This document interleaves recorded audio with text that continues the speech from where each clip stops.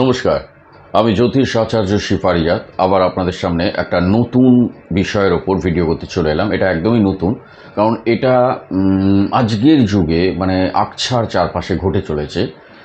এটা নিয়ে একটু সচেতন করে দেওয়া আপনাদের একটু দরকার। এই জন্যই আমি এটা মনে করি এবং চলে এলাম। আমি জানি অ্যাকচুয়ালি বিশেষজ্ঞ জ্যোতিষীর কাছে আপনাদের যেতেই হবে, এটা ঠিকই। তথাপি ঘরে বসেও আপনারা কিছুটা বুঝতে পারবেন নিজের জন্মছক দেখে। দেখুন, আমি এই ভিডিওটা অনুপ্রেরণা পেলাম অ্যাকচুয়ালি আমার এক মানে আমাদেরই প্রতিবেশী পাড়ায়, মানে আমার এক ঘনিষ্ঠ ভাই ছোট জুনিয়রই খুবই। হ্যাঁ, তার একটি মেয়ে মাত্র 13 বছর না 14 বছর, এই গত কিছুদিন আগে হয়তো এই দিন 7-10 আগে। হ্যাঁ, অদ্ভুত হঠাৎ গলায় দড়ি দিয়ে ঘরের মধ্যে সিলিং ফ্যানের মধ্যে ঝুলছে।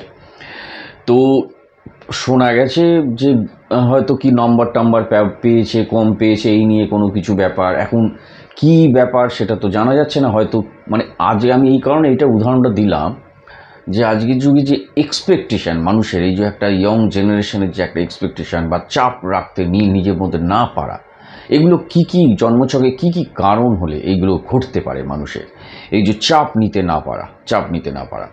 তো এই নিয়েই আমি ভিডিওটা করছি, কারণ আমি দেখেছি যে জন্মছকে এমন কিছু কম্বিনেশন, সবাই কিন্তু সুইসাইড প্রবণতা হয় না, আত্মহত্যা করতে যায় না, কিন্তু আত্মহত্যা অনেকে করে ফেলে। সেই জন্য কোন গ্রহের কি কম্বিনেশন আছে সেই নিয়ে একটু আপনাদের আলোকপাত করার জন্য আজকে আমার এই ভিডিও।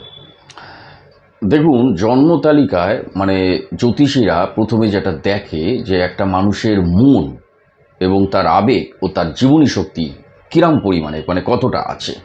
কারণ আত্মহত্যা করাবে এই মন, আবেগ ও জীবনী শক্তি দুর্বল থাকলে।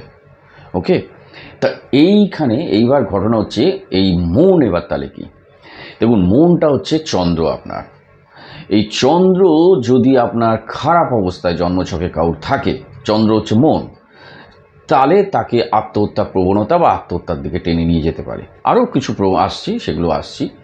এবার বলছি আবেগ। আবেগটা কি? আবেগ হচ্ছে আপনার বুদ্ধি এবং আপনার বিচক্ষণতা, আপনার বিচার বুদ্ধি। এইটা এটা নিয়ন্ত্রণ করে বুধ যদি কারোর জন্মছকে দুর্দশা খারাপ অবস্থানে থাকছে, তাহলে কিন্তু তাকে সেই বিচার জাজমেন্ট করার সঠিক বিচার নিজের জন্য নিজে করা, তাকে কিন্তু একটা দুর্বলভাবে করে তার আত্মহত্যার দিকে তাকে নিয়ে যেতে পারে। জীবনী শক্তি হচ্ছে বৃহস্পতি যদি কারোর জন্মছকে দুর্বলভাবে থাকে, বৃহস্পতি হচ্ছে প্রজ্ঞা, আশাবাদ।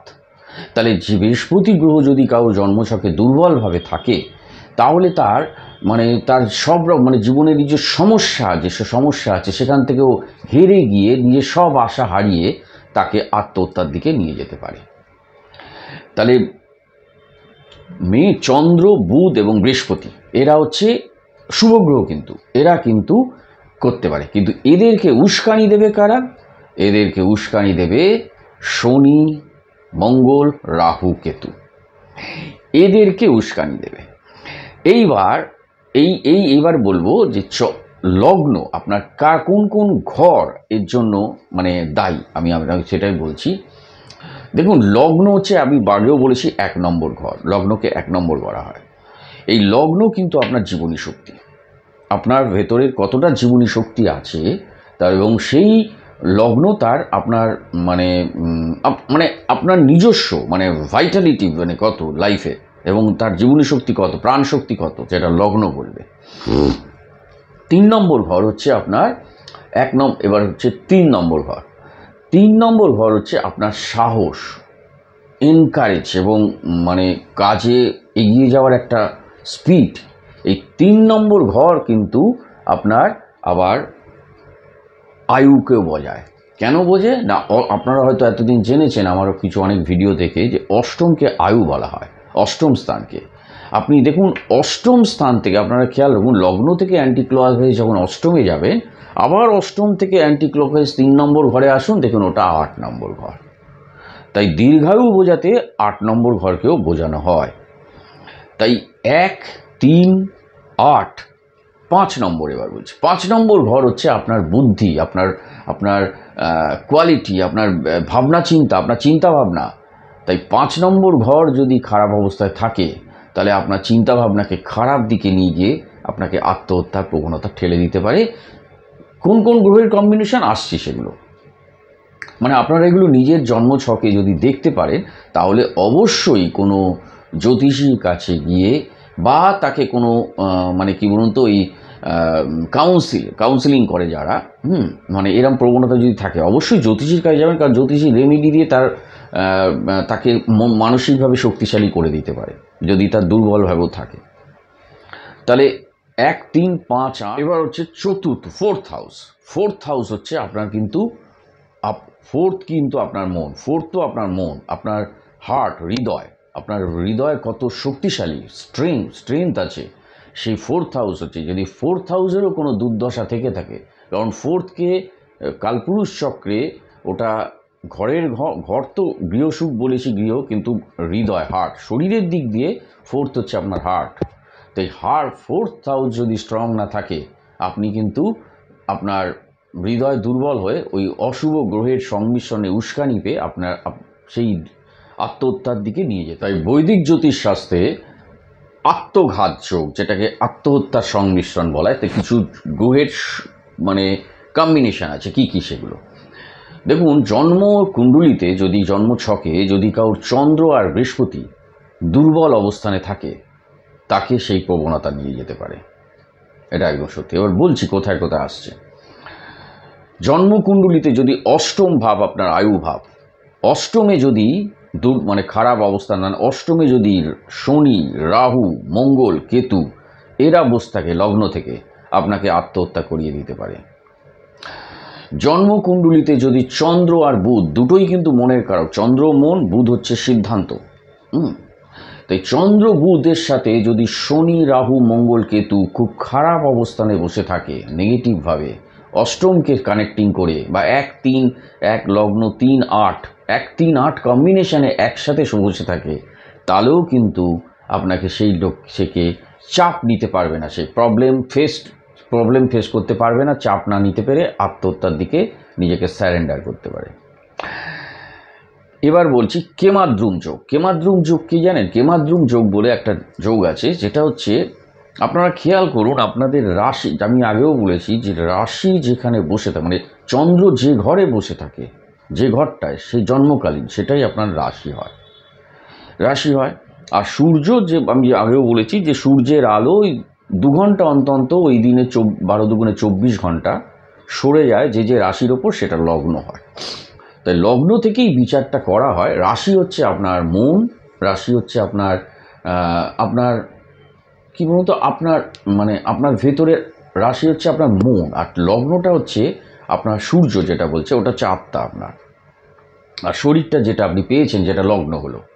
তাহলে আত্মা, মন এবং শরীর হচ্ছে আপনার লগ্ন, আত্মা হচ্ছে সূর্য, মানে আলোটা যেখানে পড়েছে, যে আপনি যেখানে জীবনের লক্ষ্যে যেখানে পৌঁছতে চাইছেন, ওই আত্মা মানে আপনার কিভাবে পৌঁছতে চাইছেন ওই লক্ষ্যে, সেটা আপনার এই চন্দ্রের মারফত অবস্ট্রাকশন হতে, মানে চন্দ্র আপনার যে ঘরে বসে থাকে ও প্ল্যানিং প্রোগ্রাম করে আপনার জীবনের বিভিন্ন রকম সমাজের বাধা অবস্ট্রাকশন হতে আপনি ওই লক্ষ্যে, ডেস্টিনি মানে আত্মা সূর্য যেখানে বসে আছে ওইখানে আপনি পৌঁছতে চাইছেন। তো যাই হোক, মানে রাশি, লগ্ন এবং এই নিয়ে বললাম, আত্মা নিয়ে, সূর্যের খেলার সানসাইন অনেকে বলে, মুন সাইন বলে, সানসাইন পাশ্চাত্য দেশে সূর্য যেখানে বসে আছে সেখান থেকে ধরা হয়। যাই হোক, আমি যেটা বলছি কেমাদ্রুম যোগ, যেটা বলছিলাম কেমাদ্রুম যোগ কি? কেমাদ্রুম যোগ হচ্ছে চন্দ্র যে ঘরে আপনার বসে আছে সেটা রাশি হয়েছে। সাপোজ চন্দ্র আপনার মনে করুন মকর রাশির ঘরে বসে আছে। ন্যাচারালি মকর রাশির ঘরে চন্দ্র বসে আছে, ঠিক তার আগের ঘরটা ধনুর ঘর, পরের ঘরটা কুম্ভের ঘর। এই মকর, কুম্ভ আর ধনুতে যদি কোনো গ্রহ না থাকে তাহলে কেমাদ্রুম যোগ তৈরি হয়, একেও কিন্তু আত্মহত্যা করিয়ে দিতে পারে। তাই চন্দ্রের দুপাশে যে কোনো একটিতে গ্রহ থাকা অবশ্যই দরকার। যদি দেখেন ফাঁকা, তাহলে কিন্তু সে চাপ নিতে নাও পারতে পারে, যদি তাকে আবার শনি, রাহু, মঙ্গল, কেতু এরা উস্কানি দেয় ওই ব্যাপারটাতে। কেমাদ্রুম যোগ। পিশাচগ্রস্ত যোগ বলে একটা যোগ আছে, সেটা হচ্ছে জ্যোতিষে পিশাচগ্রস্ত যোগ হচ্ছে চন্দ্র রাহু যখন দুজনেই একই সাথে আপনার লগ্নে আছে 1 নম্বরে, এবং 1, 5, 9 বলেছিলাম লক্ষ্মীস্থান, এবং 5 বা 9 আছে, 9 শনি, 9 রাহু, 9 কেতু। এই রাহু তো আছে চন্দ্র রাহু, 9 শনি, 9 মঙ্গল, 9 কেতু। 5 বা 9 আছে, মানে 1 আছে চন্দ্র রাহু একসাথে বসে, এবং সেটা যদি খারাপভাবে বসে থাকে, মনে করুন রাহু চন্দ্রের নিচস্থ আছে, মনে করুন বৃশ্চিক রাশিতে চন্দ্র নিচস্থ হচ্ছে, এই বৃশ্চিক রাশি যদি আগের ঘরটা তুলা রাশি, পরের ঘরটা ধনু রাশি, এই কেমাদ্রুম যোগ তখনই তৈরি হবে বৃশ্চিক রাশিতে যদি তুলাতেও কোনো গ্রহ না থাকে, ধনুতেও কোনো গ্রহ না থাকে, কেমাদ্রুম একে আত্মহত্যা প্রবণতা করাতে পারে। খুব সাবধানেভাবে তাকে ডিল করতে হবে, এবং তার রেমিডি প্রতিকার আগে থেকেই স্ট্রং করে দিতে হবে, তার মানসিক উইল পাওয়ার বাড়িয়ে দেওয়ার জন্য, উইল পাওয়ারটা। পিশাচগ্রস্ত রোগ, মনে করুন ওই চন্দ্র রাহু বৃশ্চিকেই আছে, বৃশ্চিক চন্দ্র ওখানে দুর্বল, একে তারপরে ওর সাথে রাহু যুক্ত হয়ে গেছে। এবার সেখান থেকে 5 নম্বর ঘরটা হচ্ছে মনে করুন মিনের ঘর, আর 9 নম্বর ঘরটা হচ্ছে কর্কটের ঘর।